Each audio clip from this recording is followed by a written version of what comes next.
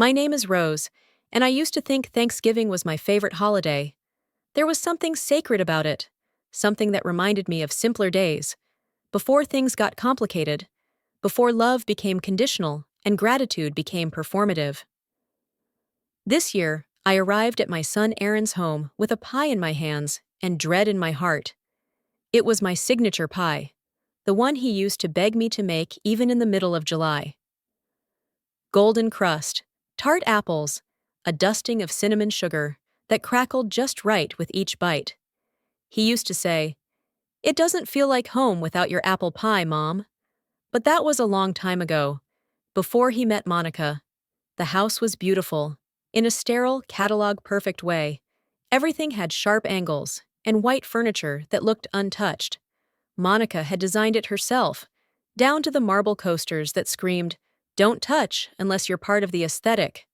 The moment she opened the door, her smile didn't quite reach her eyes. "Oh, Rose," she said, using my first name again. "You're early." I wasn't. I was exactly on time. But Monica's version of hospitality always left me feeling like I was crashing a party that had started before I was born. She took the pie without looking at it and walked away with a breezy, "You can set your coat over there. Just avoid the cream bench. It stains." Then she disappeared into the kitchen, barking instructions at some poor caterer she was pretending was just helping with prep. Aaron came out a moment later, sleeves rolled up, a glass of wine already in hand. "Hey, Mom," he said, like he hadn't seen me in 3 months, because he hadn't. His hug was quick, almost an afterthought.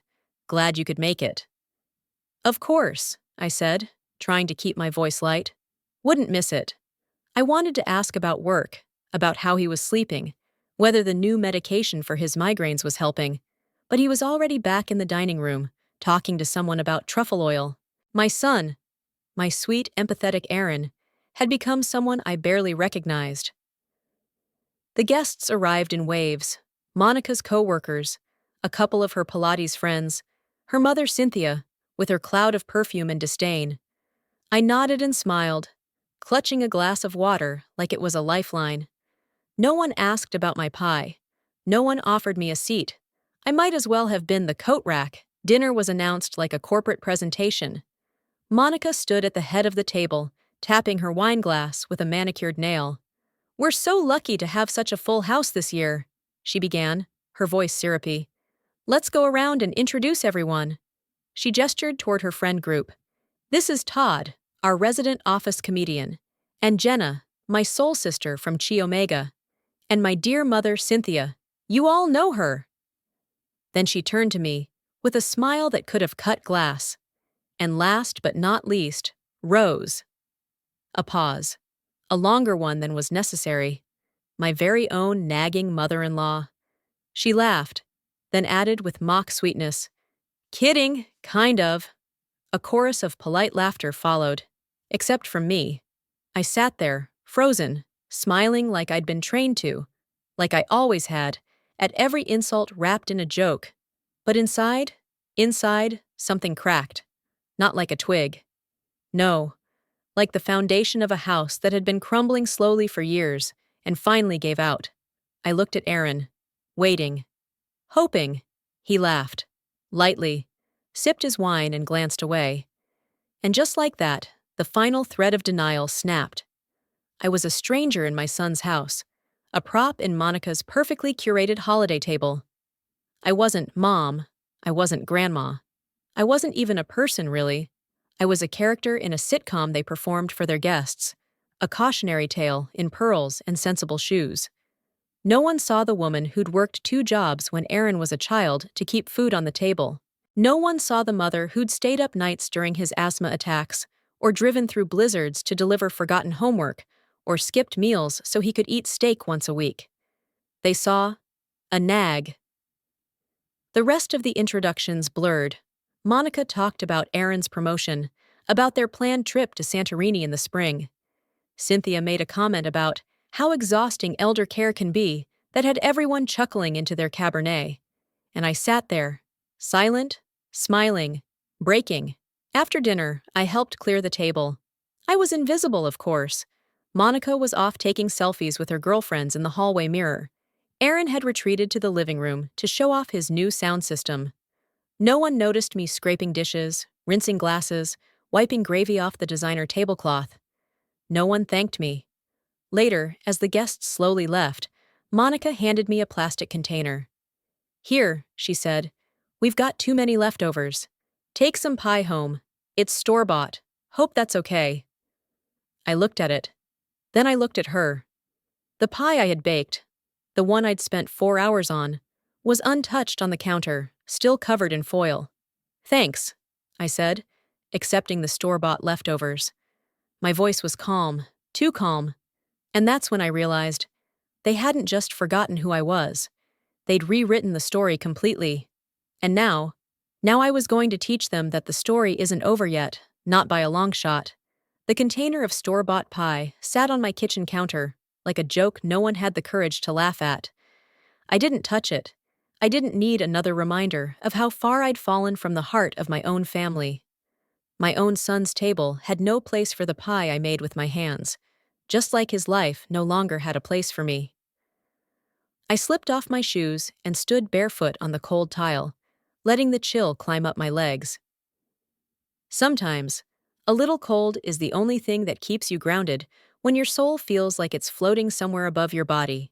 The house creaked softly as I moved through it, brushing past framed photos and shelves lined with mementos from a time when I mattered.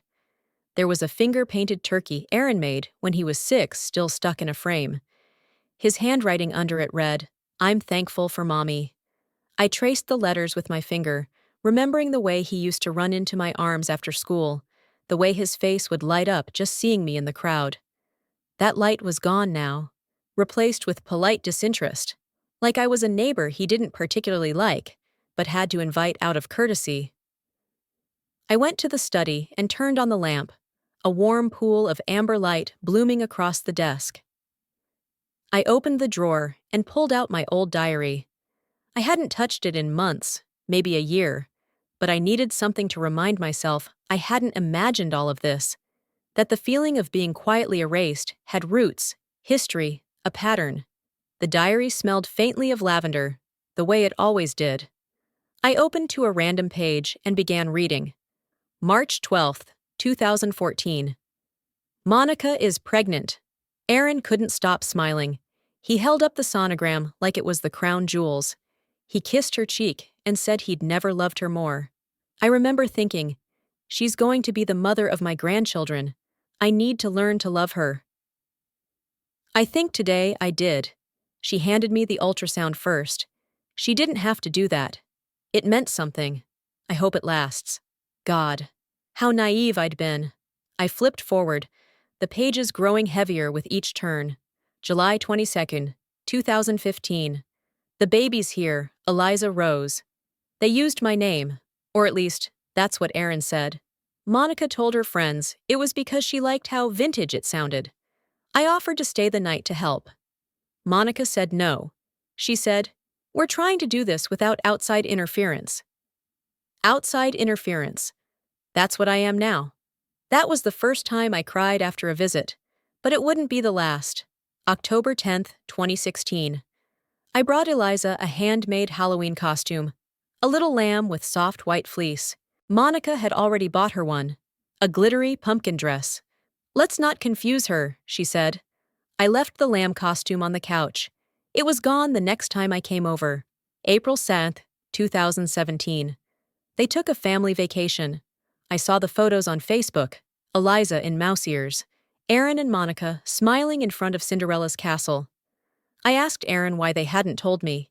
He said it was last minute. But the matching shirts said otherwise. Each entry painted a clearer picture.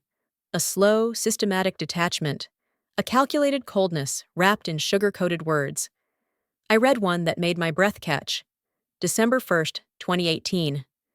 I asked Aaron if I could take Eliza to see the Nutcracker, just us. He said, "You'll have to check with Monica." I did. She told me Eliza was overbooked. Later, I saw a photo on Instagram, Monica and Eliza at the ballet. Eliza was wearing the same little red coat I gave her last Christmas, The caption read, "Three generations of magic." Monica's mother was in the photo. Not me. They hadn't forgotten to invite me. They'd chosen not to. By the time their second child, Henry, was born in 2019, things had worsened. I saw him for the first time at the hospital, only because I happened to show up before visiting hours ended. March 5th, 2019. Henry is beautiful. He has Aaron's nose and Monica's lips. I offered to bring meals for the first week home. Monica said they already had a meal service set up. Aaron looked uncomfortable. He wouldn't meet my eyes. I'm starting to feel like I only exist in their lives when they need to send out invitations to maintain appearances. Entry after entry, I read the story of my own quiet dismissal. May 2020. I made a scrapbook for Eliza's birthday. It had every school photo, every note Aaron ever wrote to me about her milestones. Monica opened it, flipped through 3 pages, and said, "We're trying to keep the kids screen-free and minimal. No clutter." She handed it back to me. Later that day, I saw a post of Eliza surrounded by plastic toys. It had 200 likes. November 2021. Thanksgiving was quiet. I stayed home. They said they were keeping it small this year. But Monica's friend posted a photo. 13 people seated at their table. Aaron was smiling. So were the kids. I was never even mentioned. The entries stopped abruptly after that. I think I stopped writing because it became too painful to catalog my own extinction. But now, with the memory of Monica's joke still echoing in my head, nagging mother-in-law, I saw those pages for what they were. Not just a journal, a record, a history of exclusion so subtle it could almost be denied. But I knew the truth. I'd lived it, felt every cold shoulder, every forgotten invitation, every warm smile turned tight-lipped. This wasn't a case of drifting apart. This was a slow erasure, and Aaron had handed Monica the pen.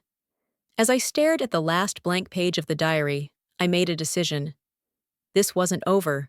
I wasn't going to fade into the background while Monica played queen of the family, and I became a running joke. I would write the next chapter, not in ink, but in action, and I would make sure it was one they'd never forget. The day after Thanksgiving, I sat in my kitchen with a stale cup of coffee and a hollow ache that wouldn't let me breathe properly. The silence in the house felt denser than usual, like it was mocking me, echoing back every word Monica hadn't said to my face, but had said in every rolled eye and every uninvited gathering. I needed to talk to someone who wouldn't gaslight me with, "Oh, I'm sure they didn't mean it like that," or "You're being too sensitive." I needed someone who knew me before all this, before I became a punchline in someone else's house. I picked up the phone and called Holly. We hadn't seen each other in a while, but some friendships have a kind of elasticity. No matter how far they stretch, they never snap. Holly was that kind of friend. "Rose?"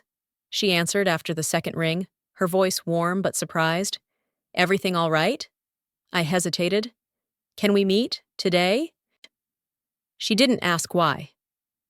"Hazel's?" she said. "In an hour?" "Yes," I whispered. "Thank you." I arrived first. Hazel's diner hadn't changed in decades, thank God. The red vinyl booths, the smell of frying bacon and coffee, the tinny music playing a decade too late. It was the kind of place where people remembered your name and how you liked your eggs. Holly slid into the booth a few minutes later, wrapped in her usual scarf and that familiar no-nonsense energy. She studied my face before even taking off her coat. "What's happened?" I didn't pretend. I didn't smile or soften the blow. I looked her in the eye and said, "I don't think my son loves me anymore." She blinked. "Excuse me?" I mean, I exhaled sharply. "I think he tolerates me, out of duty, out of guilt, maybe. But it's not love, not real love, not the kind we used to have." Holly sat back, her expression darkening. "What did he do?" "It's not what he did," I said slowly. "It's what he didn't do. He didn't stop Monica from humiliating me at the dinner table yesterday. He didn't flinch when she called me a nagging mother-in-law. He didn't defend me. He didn't even see me." She was quiet for a moment. "And this isn't the first time." "No," I whispered. It's been years. I just didn't want to see it. I kept making excuses, telling myself she was busy, he was tired, the kids were small. But it's all there, Holly. I wrote it all down in my journal over the years. Missed invitations, last-minute changes to events. I'd offer to help and be told, we've got it covered. I'd ask to spend time with the kids and be told they were too busy. And when I push too hard, Monica says I'm being overbearing, or worse, controlling. Holly's mouth tightened. That's not a misunderstanding, Rose. That's emotional manipulation. That's abuse. The word hit me again, sharp and heavy. I shook my head, but not in disagreement. In disbelief. I never saw it that way. I kept thinking if I just proved I was easy to be around, if I smiled more, stayed quiet, showed up with baked goods, didn't make waves, then they'd let me in again. And did they? She asked gently. I looked down at my hands. No. Holly reached across the table and took my hand in both of hers. Her voice softened. That's not love, Rose. That's conditional access. They gave you a list of rules and punishments and called it family. I stared at her, tears threatening to spill. But they're my grandchildren, Holly. I love them. Of course you do, she said. But you can't keep losing yourself to stay close to people who only want your silence. The tears came then, quiet, hot ones that slid down my cheeks and dropped into my coffee. They used to love me, I said, choking on the words. Aaron and I, we were so close. When he was little, I was his whole world. He used to call me his best friend. I raised him alone. I worked double shifts to pay for college. I skipped meals so he could have piano lessons. I remember, Holly said, nodding. You were everything to him. And now I'm furniture, I said. Something in the background of his life. She squeezed my hand. You've already lost them in the way that matters, so what are you afraid of losing now? That stopped me, because she was right. I had spent so long preserving the illusion of family that I hadn't noticed the foundation had already rotted through. I wasn't protecting a relationship, I was protecting a memory, and they weren't coming back. I wiped my face and sat up straighter. Something was shifting inside me, a quiet rebellion, like the first cracks in a dam. I'm done showing up where I'm not welcome, I said. Holly smiled. That's a boundary. I'm done baking pies for people who won't eat them. That's another. I'm done pretending Monica is harmless. She's not, she's strategic. And if Aaron can't see it, then maybe I need to stop waiting for him to. Holly's eyes glistened. There you are, she said. I laughed through my tears. I thought I was gone. You were buried, she said, but not gone. We finished our coffee and sat in silence for a few minutes. Comfortable silence, the kind that exists between people who've seen each other break and still choose to stay. When I got home, I pulled out my diary and wrote, Today I said it out loud. Today I told the truth. And someone believed me. Then, on a fresh page, I wrote in bold letters, Boundaries I will no longer apologize for. I will not accept humiliation in exchange for proximity to my family. I will not pretend cruel jokes are just jokes. I will not shrink myself to make others more comfortable. I will not beg for scraps of affection. I will not be anyone's ghost. I closed the book, took a deep breath, and looked around my quiet house. For the first time in years, the silence didn't feel like punishment. It felt like peace. The call came on a cold Saturday morning. The sky outside as gray as the ache settling behind my ribs. I was still in my robe, watering the little rosemary bush in the kitchen window when the phone rang. Aaron. His name blinked on the screen like a wound I'd forgotten to bandage. Part of me wanted to ignore it, to let it ring itself into silence like all the unanswered questions between us. But habit and hope are stubborn things. Hi, Mom, he said, like it was any other day. Like Thanksgiving hadn't happened. Like he hadn't watched me sit in silence while his wife turned me into a joke. Hello, Aaron, I replied, keeping my voice steady. He hesitated for half a beat, then added, Just wanted to check in. Monica said you left kind of early last week. A little early. That was how he framed it. Not, you walked out after being humiliated, or, I noticed you were quiet all night. Just a mild inconvenience, a blip. I wasn't feeling well, I said. And for once, I didn't mean physically. Yeah, he said, sounding distracted. Monica thinks maybe you were upset about the whole joke thing. You know how she is, always trying to keep things light. I let the silence sit between us, heavy and undeniable. She called me a nagging mother-in-law, Erin, in front of a table full of strangers. There was a pause. Well, yeah, but it wasn't serious. Just a bit of humor. She even said she was kidding. She meant it, and you laughed. He sighed. Mom, don't take it so personally. I won't, I said. Not anymore. That caught him off guard. I could hear it in the way his breath hitched. Look, Christmas is coming up, he began, shifting tracks. Monica wanted to make sure you're still planning to come. We're doing that new holiday brunch thing she's been organizing. The kids would love to see you. My stomach turned. I'm not coming, I said. He laughed. But it was a short, confused bark of sound. You're kidding. No?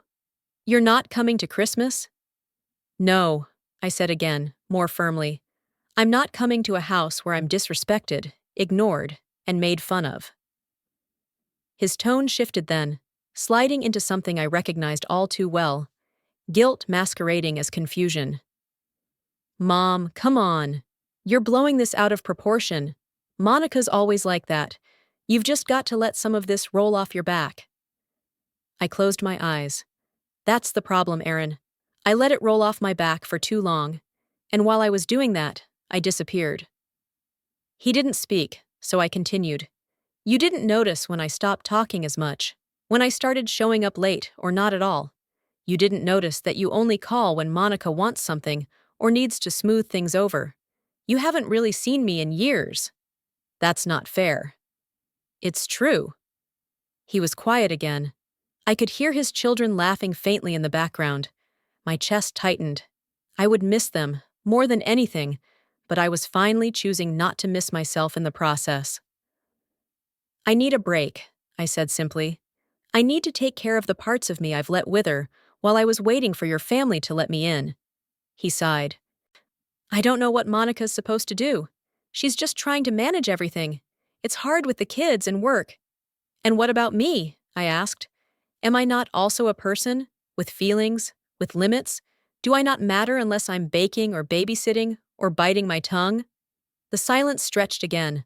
I'm not coming, I repeated, and I'm not doing this anymore. Not like this. He didn't yell.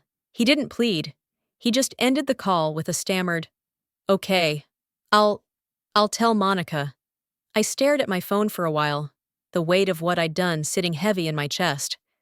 It hurt, saying no. It hurt because it mattered, because some part of me still wanted to be loved the way I had once been. Openly, freely, without conditions. But wanting love doesn't mean accepting disrespect. That was the lesson I had never learned. Until now. That afternoon, I pulled out a canvas from the attic. The paints were still in the old tackle box, dusty but intact. My brushes had stiff bristles, but I soaked them, coaxed them back to life. I hadn't painted since Aaron was in middle school. Back then, I'd paint while he did homework. He used to call me Van Gogh with cookies. Now, the first stroke across the canvas felt shaky, like a reintroduction. I painted slowly. A window. A quiet room. A small chair facing out toward an imagined winter field. There were no people in the painting, but there was warmth. Light pooling from the edges, suggesting someone had just left the room, or maybe someone was about to enter. It felt like breathing again. Later that night, I signed up online to volunteer at the community center, twice a week to start, helping in the food pantry, organizing toy drives. I didn't know if anyone would care that I showed up. But I would know. I would care. Before bed, I sat at my writing desk and typed a message to Aaron. Not because I expected a response, but because I needed to say it. Aaron, I love you. but I can't keep showing up to places where I am disrespected and minimized. From now on, I will be setting boundaries. I'm not doing this to punish anyone. I'm doing this to protect myself. I've spent years trying to hold on to a version of our family that doesn't exist anymore. I need to start holding on to myself instead. I hit send. Then I turned off the lamp, climbed into bed, and let the dark be silent for once. Not heavy, but calm. Like the kind of silence that follows a decision you know was overdue. I had no idea what Christmas would look like without them. But I knew what it would look like with them. And I chose peace. I never expected to cry in a stranger's office. But there I was, shoulders hunched, voice trembling, recounting the quiet unraveling of my role as a mother and grandmother. Dr. Levine, my therapist, said very little at first. She just listened, with the kind of stillness that makes silence feel safe instead of suffocating. I spent years making myself smaller, I told her, hoping that if I didn't cause problems, if I stayed polite, smiled at the right times, kept my feelings folded like laundry, that they'd let me stay. And did they? She asked gently.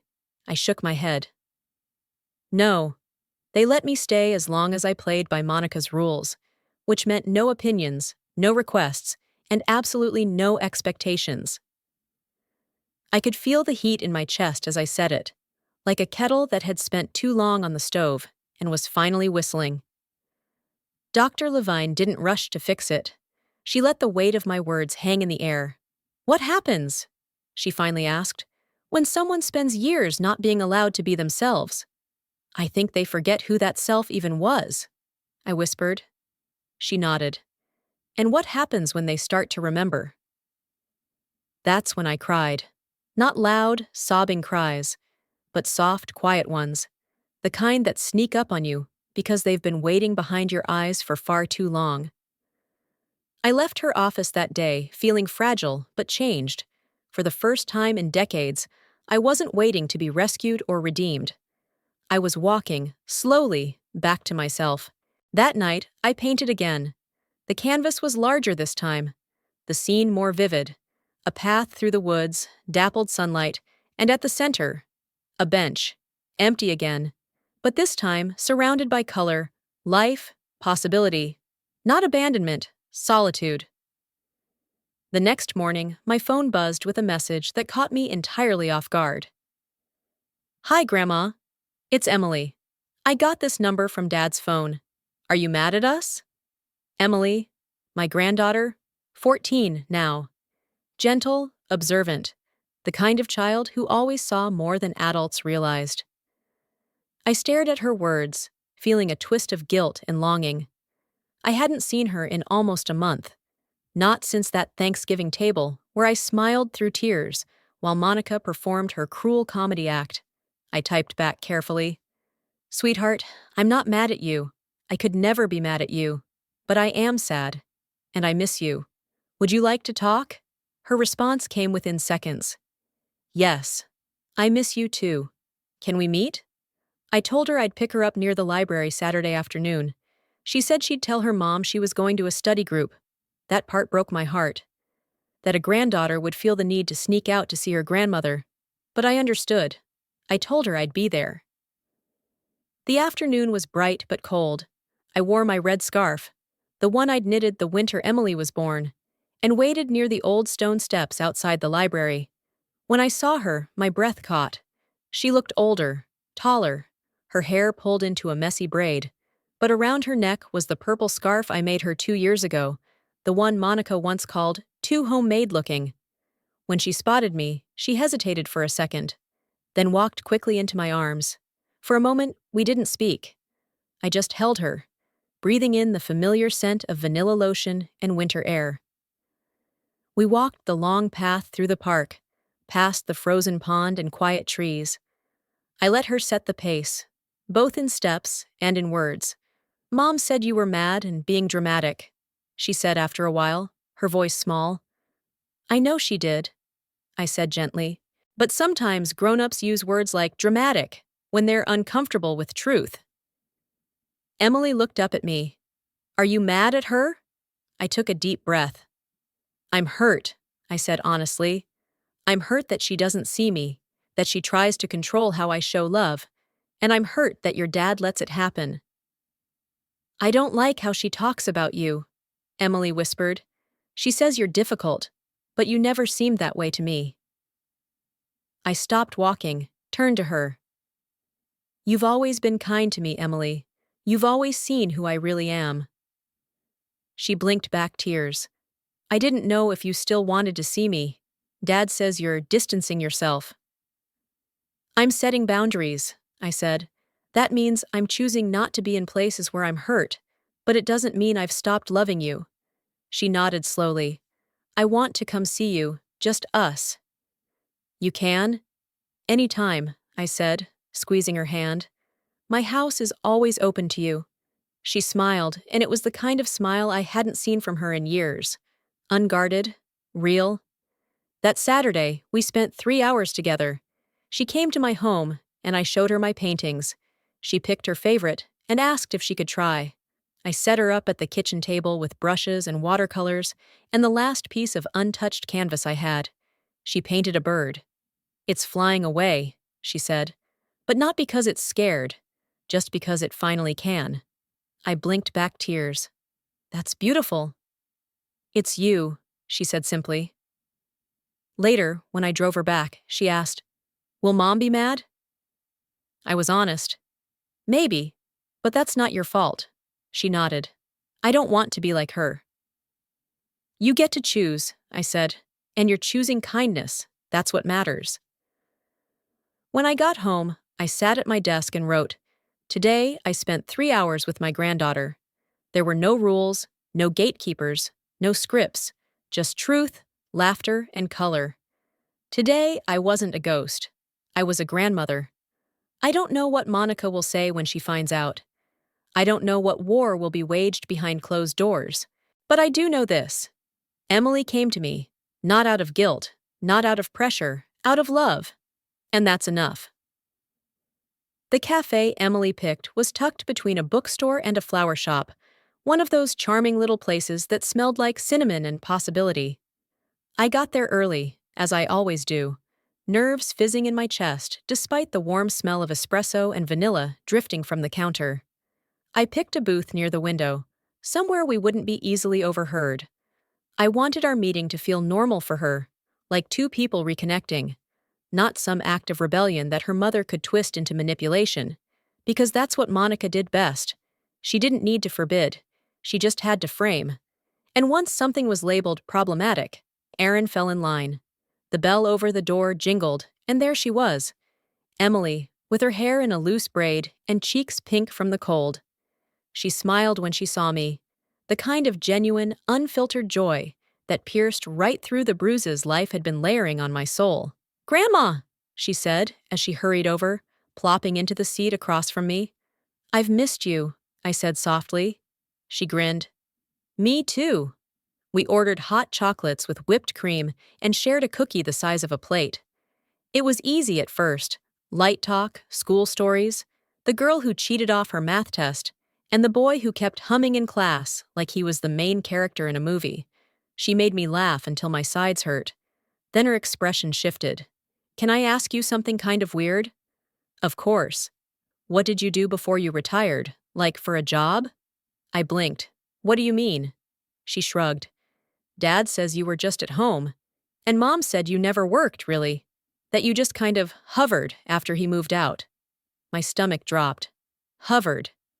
I was a librarian, I said, trying to keep my voice steady. For nearly 30 years. I worked with kids, organized community programs. I ran a teen book club your dad used to help out with. I taught story time for preschoolers. That library was my second home. Emily's eyes widened. Whoa, seriously? I nodded. I loved it. Books were my world, and helping other people find theirs through reading, it was a gift. I had no idea, she said, and I saw the hurt flicker in her eyes. That's not your fault, I said quickly, but I'm surprised your dad didn't tell you. She picked at her napkin. He doesn't talk about the past much. And Mom, she just kind of talks over him, like she always makes it sound like you were kind of dependent. I stared at her for a moment, trying not to let the sadness show too much. Monica hadn't just pushed me out of their lives. She'd rewritten me. She'd painted a version of me that was weak, clingy, intrusive, the very opposite of who I had been and what I'd built. I wish they'd told you the truth, I said gently. She looked up. I'm glad you did. We spent another hour talking about books, art, her quiet wish to take a creative writing class Monica wouldn't allow because it wasn't practical. I told her about the time I got in trouble for hiding Nancy Drew mysteries under the circulation desk and letting kids sneak read them during lunch breaks. She laughed, and I felt like I was watching something bloom inside her. A freedom. When we stood to leave, she hugged me tight. I'm really glad we did this, she whispered. Me too, I said. And Emily? She looked up. Don't let anyone make you feel like you have to choose between honesty and love. The people who love you right will never make you pick. She nodded, eyes glassy. I dropped her near the school, heart full but wary. I knew the peace wouldn't last, and it didn't. When I returned home, Aaron's car was already in my driveway. He was pacing on the porch, like a man summoned to settle a score. I hadn't even taken off my coat before he started. Did you seriously meet with Emily behind our backs? I stared at him. She asked to see me. You didn't think to let us know? Monica is livid. She said you're trying to manipulate her, that you're turning Emily against her. I stepped onto the porch, heart pounding but voice calm. I told Emily the truth about my life, about her family's history. If that feels like an attack to Monica, maybe she needs to ask herself why. She said you made her feel unsafe. I laughed, bitter. Did she feel unsafe when she called me a nagging mother-in-law in front of your guests? When she erased 30 years of my life to make me look like some clinging relic from the past? That's not fair. No, Aaron. What's not fair is being rewritten. It's watching your legacy edited by someone who wasn't even there for the first half of it. What's not fair is spending holidays in silence so I don't upset your wife. He stared at me, breathing hard. You're driving a wedge into this family. I'm not driving anything. I'm holding a mirror up to the wedge that's already there. I'm not destroying your family. I'm refusing to be destroyed by it. He looked like a man trying to find a script and realizing there wasn't one. I'm not asking for much, I said. I'm asking to be seen, to be allowed to exist in my grandchildren's lives without being filtered through Monica's paranoia. I want respect, and I want Emily and Henry to know who I am before it's too late. He looked away. I deserve that, I added. He didn't argue. He didn't agree either. When he left, it was with a silence that said everything he wasn't ready to say out loud. I closed the door and leaned against it, chest rising and falling like I'd just run a race. But I hadn't run. I'd stood, and that made all the difference. The first message from Emily came on a quiet Tuesday evening while I was folding laundry. It was simple, almost too casual to be loaded with meaning. Hi, Grandma. Do you remember the book about the girl in the lighthouse?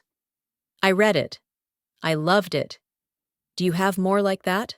I held the phone like it might vanish in my hand.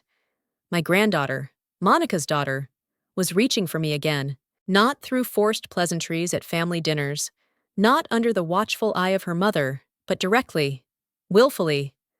I answered within seconds, fingers trembling slightly. Of course, sweetheart.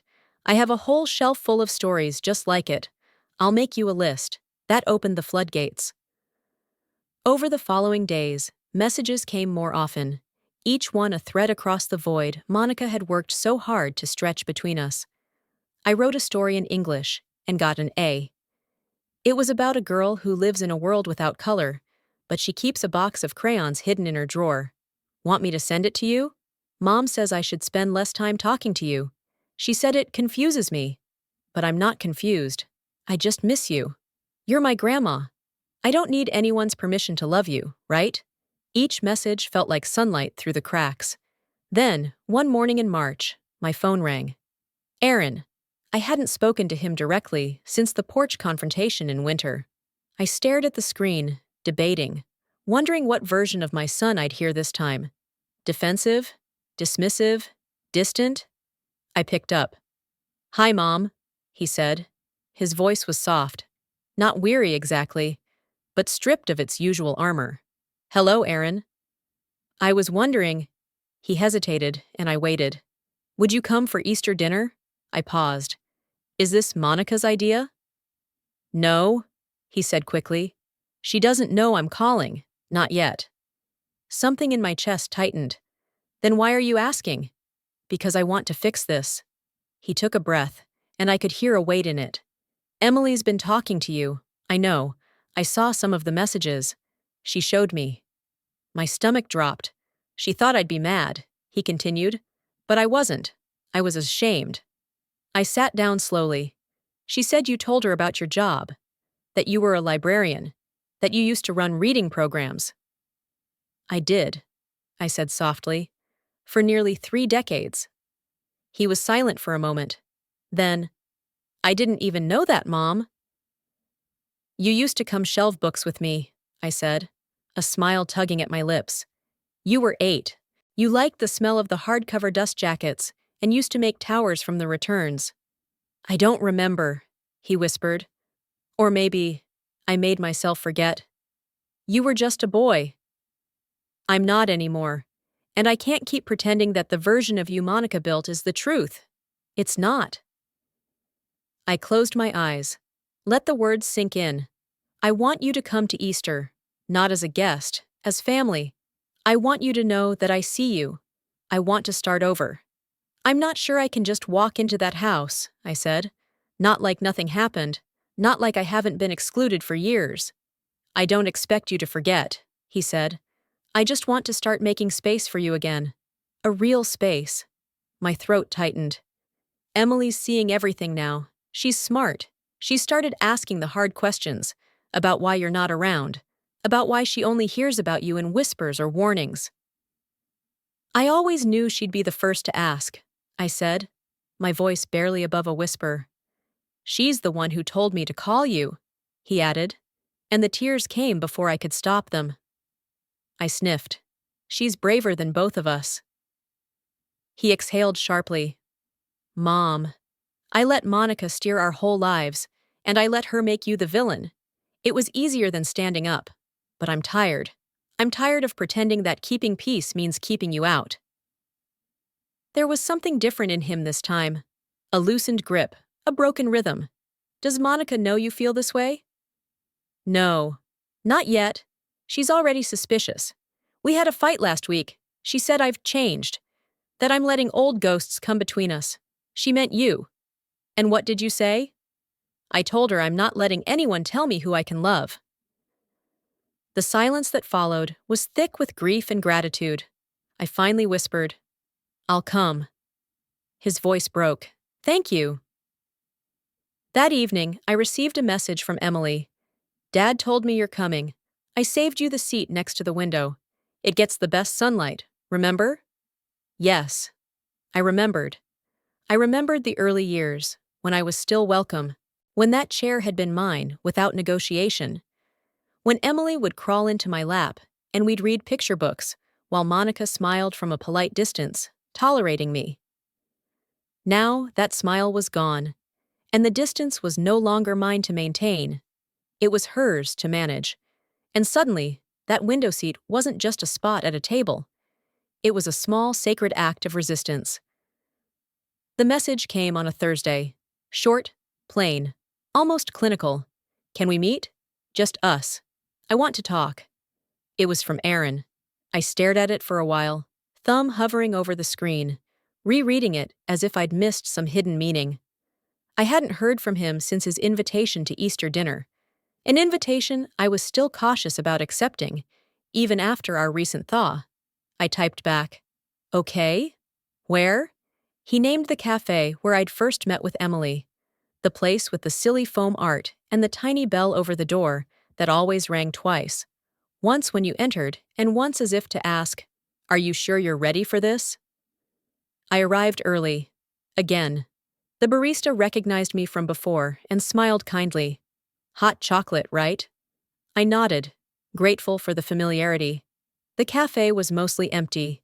Just a college student typing furiously on her laptop, and an elderly couple sharing a muffin. I chose a table in the back, near a dusty bookshelf filled with old paperbacks and forgotten magazines. Aaron arrived 10 minutes later, shoulders hunched, eyes scanning for me, like he wasn't sure I'd really come. He looked tired. No, exhausted. Like someone who had spent months in a room with no windows and had finally found the door. He sat down across from me, his jacket still on, fingers fiddling with the paper sleeve on his coffee cup. "Thanks for coming," he said. "I wasn't sure if I would," I replied honestly. He nodded. "I wouldn't have blamed you." We sat in a heavy silence for a moment, the kind that swells when both people know what needs to be said but don't know where to begin. Then he started. "I've been going to therapy." I blinked. I hadn't expected that. "Really?" He nodded. "Since January, after Christmas. Emily pushed me. She asked why you weren't there. And when I started answering her, I realized I didn't know what I was saying. I was repeating Monica's words like a script." I stayed quiet, letting him speak. "I told the therapist that my wife is a good mother, that she runs our house well, that she's organized, devoted, smart. And the therapist asked me, 'Is she kind?'" He looked up at me then, his voice trembling. And I couldn't answer. My heart broke. "For years," he continued, "I told myself Monica was just intense, that she needed to feel in control, that she was passionate. And I let her decide everything, where we lived, how we spent holidays, how much contact we had with you. I told myself it was compromise." I swallowed hard. But it wasn't compromise. It was control. And I enabled it. His eyes filled with tears he didn't bother to hide. "She said things about you, Mom. Things I believed, or pretended to. That you were dramatic. That you played the victim. That you manipulated me with guilt. She said you were needy and fragile, and that I had to manage you." He shook his head. "She told the kids you didn't care about them, that you only came around to be the center of attention, that you resented her for taking me away." He looked up, eyes brimming with shame. "And I let it happen. I let her control the narrative. I never asked you if it was true. I just assumed it was easier to let her win." I didn't speak. I couldn't. My throat was too tight. "I found your old scrapbook," he said suddenly. "The one with my soccer pictures, and the birthday invitations, and the notes I wrote you when I was little." He smiled bitterly. "There was one where I wrote, 'Mom, you're the best cook in the universe, even better than Pizza Hut.'" Despite everything, I laughed. It came out raw, choked. "I remembered that boy," he said. And I asked myself how I went from him to someone who let his mother become a stranger. Tears fell freely now. "I don't expect you to forgive me, but I need you to know I'm not asleep anymore. I see her. I see what she's done. I see what I let her do." He reached into his coat and pulled out a small notepad. He opened to a page covered in his familiar angular handwriting. "These are things she said to Emily," he said. I started writing them down. I glanced at the list, my stomach twisted. "Your grandma needs to feel important. Just smile and nod. She's too emotional. That's why we don't tell her things. If you act too interested in her, she'll start trying to control you too. She wants attention. Ignore her texts until she stops." My hands began to shake. "She told Henry that you gave him cheap gifts on purpose, that you always wanted to outshine us at Christmas, that you were jealous." I covered my mouth, pain flooding through me in waves. "I confronted her," Aaron said. 2 weeks ago. I read her the list. She screamed, denied, then cried, said I was betraying her, that you were manipulating me." "And what did you say?" I whispered. I said, "Mom doesn't need to manipulate me. I betrayed her all by myself." My eyes met his, full of pain and something else, something I hadn't felt in years. "Hope. I don't know what happens next," he said. "I'm still in therapy. I'm working through it. But I want to make this right. I want to rebuild, even if it takes years." I reached for his hand. He gripped mine like a lifeline. "You already started," I said softly. "Right here." He nodded, and in the quiet hum of the cafe, I felt the smallest shift, A turning point, not a fix, not a miracle, but the first honest confession in 15 years. And that was enough to begin again. After the cafe, nothing felt the same. It wasn't dramatic or visible, no arguments, no shouting matches, no sudden declarations, but something in the air had changed, like the slow shifting of tectonic plates beneath the surface of the family. Aaron and I had cracked something open, and the silence that had once protected Monica's rule began to falter. I could feel it in the pause between texts, the careful wording in Aaron's voice, the way Emily's messages had grown warmer, yet somehow more cautious. But Monica, she went colder. After our conversation, she stopped speaking to me altogether. Not a word. Not even the performative greetings she used to offer in front of others. If I called the house, Aaron answered. If I dropped off cookies for the children, Monica sent back the tin, empty and scrubbed clean, with no note, no acknowledgement. Emily continued to message in brief coded bursts. Hi, Grandma. I left a surprise in your mailbox. Don't tell Mom. Henry says he misses your squishy hugs. So do I. Dad's been quiet, but thoughtful. I think he's trying. Mom's not happy about it. I learned to read between the lines. Monica was losing control, and like anyone who'd built a life out of carefully crafted illusions, she didn't take kindly to cracks. For weeks, I felt the pressure of it. The tension simmering under every interaction. The tightening grip of a woman realizing her narrative was slipping. But then, the invitation arrived. It came in an envelope with my name written in pencil. Just Grandma. No address, no return stamp. Inside was a school flyer, spring showcase, elementary music night. In the corner, a note in unmistakable, shaky handwriting. Grandma, I'm playing a song. I hope you come. It's the one I practiced for you. Henry. I stared at it, my throat tightening. He remembered. He'd played it over the phone once, weeks ago, shyly pressing the keys with too much hesitation and then apologizing after every note. I told him then it was the most beautiful thing I'd heard all year. I meant it. I didn't hesitate. I circled the date on my calendar and dug out a scarf Henry once gave me, blue with little stars embroidered in gold thread. It looks like your favorite book, he'd said when he handed it to me. The Little Prince. He remembered that too. On the night of the concert, I arrived early. Again, it's who I am. The auditorium buzzed with soft chatter. Parents wrangled toddlers, children squealed backstage, and a group of teachers tried valiantly to restore order, with clipboards and forced smiles. I hovered at the back, unsure if I'd be welcome, unsure who else would be there. And then I saw him, Aaron, alone. He stood in the middle row, glancing toward the entrance as if scanning for ghosts. When he spotted me, he didn't wave, didn't smile, but he nodded. A firm, intentional nod. A gesture of inclusion. I took my seat beside him. Monica? I asked, my voice low. She's home, he replied, eyes forward. Said she didn't want to support a performance that's turned into a family circus. I didn't respond.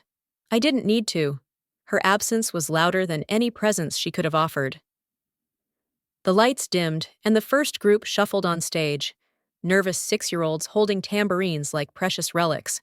I clapped for each of them. Every child deserves applause. Then came Henry. He was smaller than I remembered. How does that happen?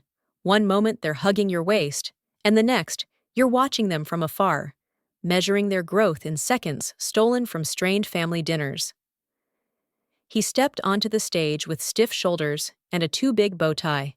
Then, as he settled at the piano bench, he looked up, and our eyes met. His whole face lit up. He didn't smile. He beamed, like seeing me made him brave. He adjusted the sheet music, pressed his fingers to the keys, and began. It was far from perfect. He hit the wrong note twice in the first line, and he paused once too long near the end. But it was beautiful.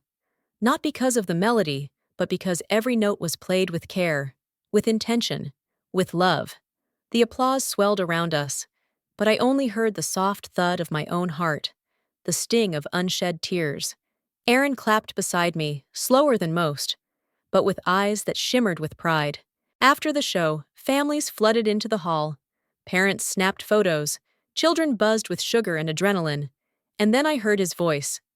Grandma! Henry burst through the crowd, flinging his arms around my waist with the force of a cannonball. You came! Of course I came, I whispered, holding him close. I wouldn't miss it for the world. I was nervous, he said, burying his face into my scarf. But when I saw you, I felt okay. Aaron stepped up behind him, hands in his pockets. You were wonderful, buddy, he said, placing a hand on Henry's shoulder. Henry looked between us. Can Grandma come next time too? Aaron nodded, his voice thick. Yes, every time.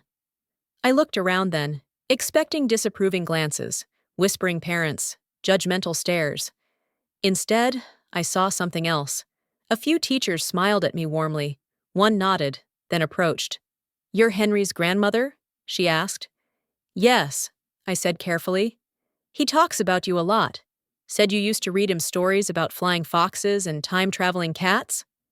I laughed. We made those up together. He's a special kid, that kind of imagination. It's a gift. You've clearly been a part of it. I swallowed hard. Thank you. That night, as I walked back to my car, Henry's hug still pressed against my coat, like warmth stitched into the fabric. I thought, this is how healing begins, not with declarations or dramatic speeches, but with quiet recognition, with a boy waving from a stage, with the absence of someone who used to block the door, and the presence of someone who now opens it, with the understanding that love, even when bruised, can still bloom. And tonight, under the faint glow of street lamps and spring stars, it did. In the days after Henry's concert, I allowed myself something I hadn't felt in years. Hope. It came in small moments.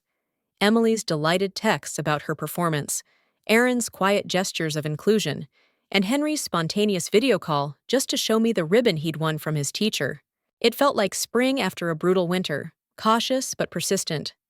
I knew not to trust it fully. Hope, after all, had betrayed me before.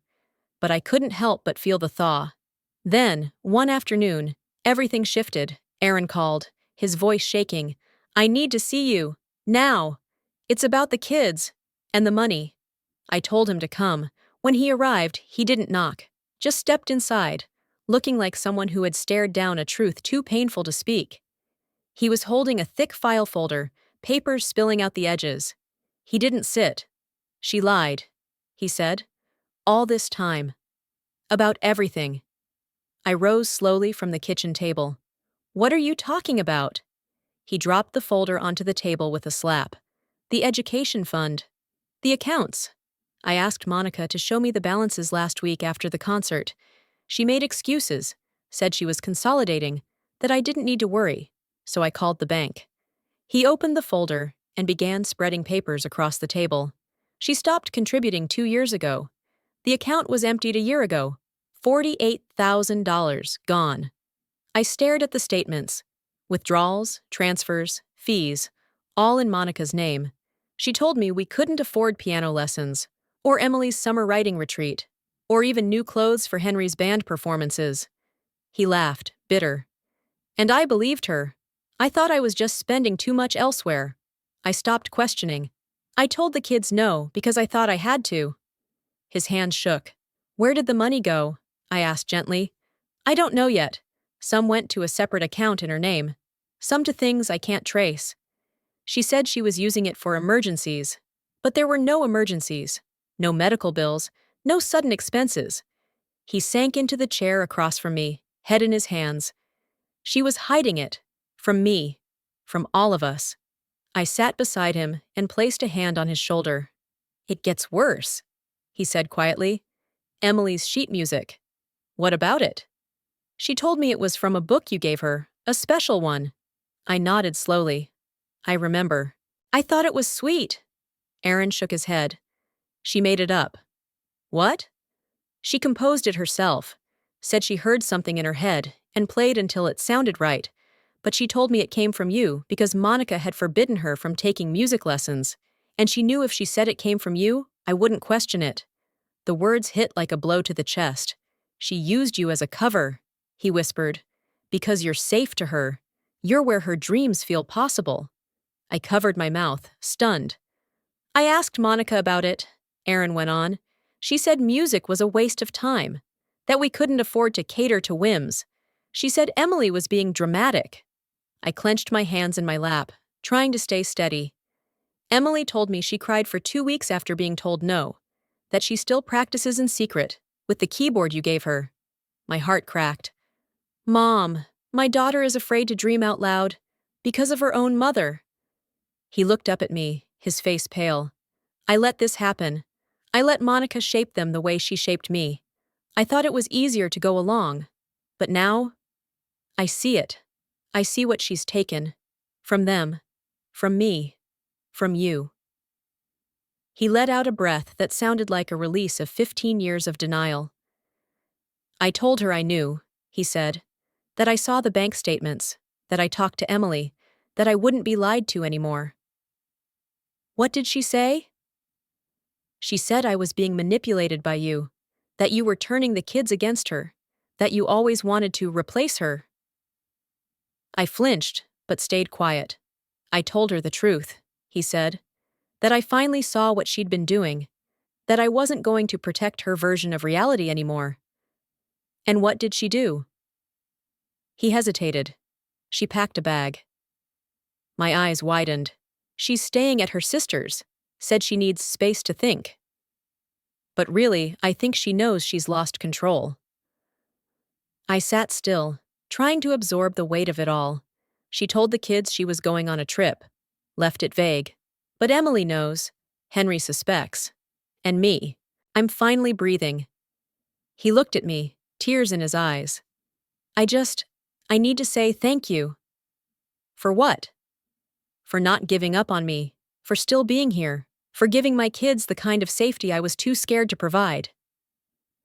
I reached across the table and took his hand. You were scared, I said, and I understand that, but you're not scared anymore, and that's all that matters. I don't know what happens next, he said, but I know I can't let her shape our lives anymore. No one can control the future, I said gently, but we can choose who we bring into it. That night, after he left, I walked into my little guest room and opened the closet. Inside were the old music books I'd once hoped to pass on. I pulled one out, dusted it off, and laid it on the bed. A new chapter was coming, and this time, I wasn't watching it from the outside. I was part of it. The knock on the door came just after 5 on Friday. When I opened it, there they were. My grandchildren, backpacks slung over their shoulders, arms full of weekend gear, smiles so wide they could have lit up a theater stage. Henry ran straight into me. We brought games, and Emily packed her paints. I laughed, catching him mid-hug as his backpack swung around and nearly knocked over the potted fern by the door. Emily followed, more composed but eyes glowing. I brought the old cookie cutters, the ones shaped like stars and moons. Behind them stood Erin, quiet and steady, holding a bag of groceries and wearing a look I hadn't seen in years. Peace. He gave me a gentle smile. They've been counting the minutes. I have too, I replied, voice catching in my throat.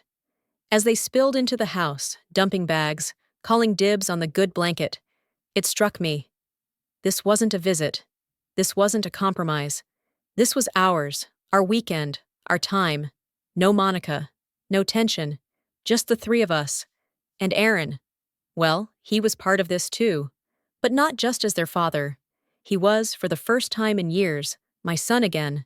He helped set down the groceries in the kitchen. I didn't want them eating only sugar all weekend, he said, grinning.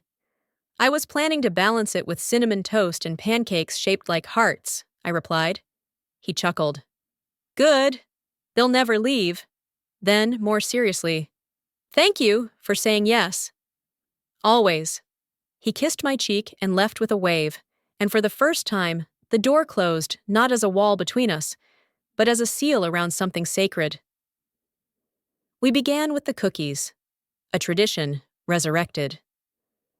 Emily rolled the dough like a seasoned baker, while Henry smuggled little spoonfuls of raw dough into his mouth when he thought I wasn't looking. The raspberry jam went everywhere. The flour hit the floor in clouds. The kitchen turned into a joyful disaster zone. Later, we set up a movie fort in the living room. Blankets over chairs, flashlights taped to the walls. We watched an old cartoon I used to show Aaron when he was small. Emily curled into my side, and Henry fell asleep mid-sentence, a marshmallow still clutched in his sticky fingers.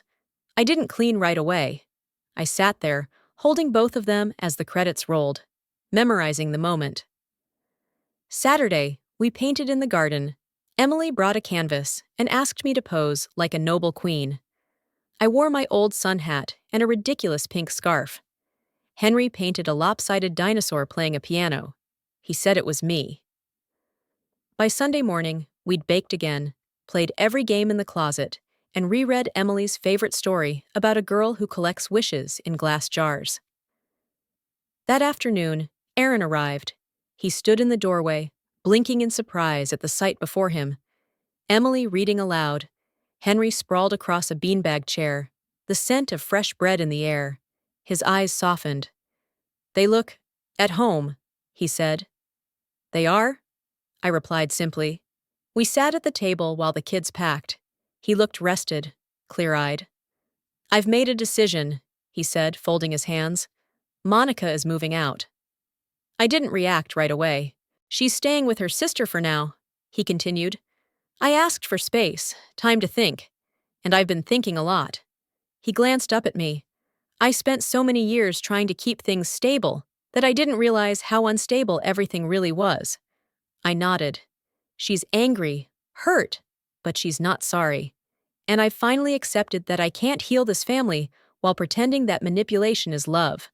His voice was calm, firm, a man who'd stopped walking on eggshells. I told the kids. Honestly, I didn't lie. I said sometimes love needs boundaries, and that the strongest people are the ones who tell the truth, even when it's hard. He took a breath.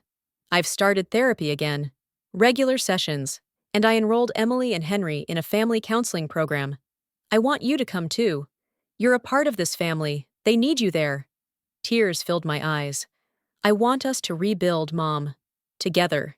And this time, no more hiding. No more pretending you're just a visitor. You're not." He reached across the table and took my hand. "You're the heart of this family, and we're going to make sure you know it." I couldn't speak. I just nodded, overcome with something vast and warm. The kids came down then, backpacks stuffed, voices high with excitement. Henry showed Aaron a paper crown he'd made me. "I made Grandma the queen of cookies." Emily handed me a folded note. "Read it after we leave, okay?" They hugged me tightly, and I walked them to the car, waving until they disappeared around the corner. Back inside, I opened the note. It was a drawing. The three of us, me, Henry, and Emily, holding hands beneath a tree. Above it, in Emily's careful handwriting, "Family is where you're safe, loved, and never forgotten. You are my family, Grandma. Forever." I held the note to my chest and wept, not out of sadness, but because the ache I'd carried for so long had finally found its echo. I had been invisible, erased, rewritten, but now, at last, I had a place again, at the table, in their hearts, and most of all, in the story of our family, this time told truthfully with love.